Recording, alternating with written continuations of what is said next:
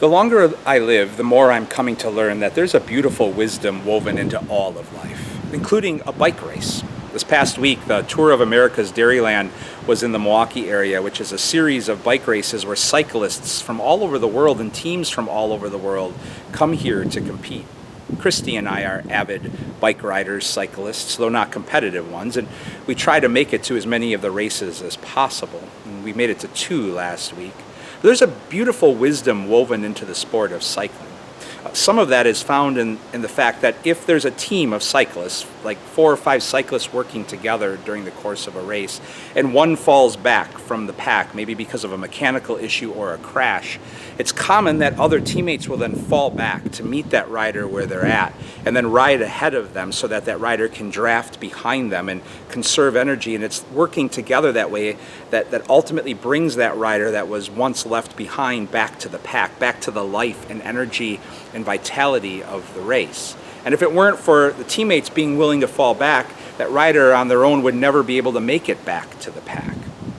I think of that story in the Gospels told by Matthew, Mark, and Luke that's familiar to many of us, of a paralyzed man that otherwise would have been left well off the back of the pack of life and energy, but found love and compassion from friends that were willing to literally carry him to Jesus. And as Mark and Luke tell the story, the friends went to so much length to get him to Jesus that they ended up cutting a hole in a roof and lowering the paralyzed man down because of the crowds around Jesus. But if it weren't for that kind of compassion, willing to fall back and carry this person would have been left on the margins, in the fringes of life and society.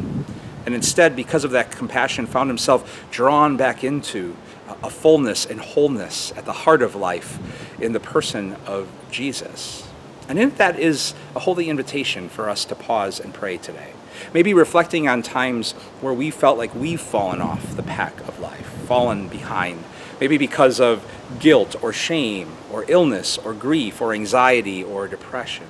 But also to reflect on where we encounter that gift of a love and support, being willing to fall back and meet us where we're at, in friends and companions and partners and therapists and physicians and nurses and mentors and coaches and pastors, all to help us find our way back, even if slowly, to the pack, to a richness and vitality in the race we call life. A race which, from the perspective of faith, isn't about coming to a finish line at all, but rather about always experiencing this grand and gracious invitation of grace to keep coming back to the fullness, to the richness, to the beauty and wonder at the heart of all life. God's peace and blessings to you all.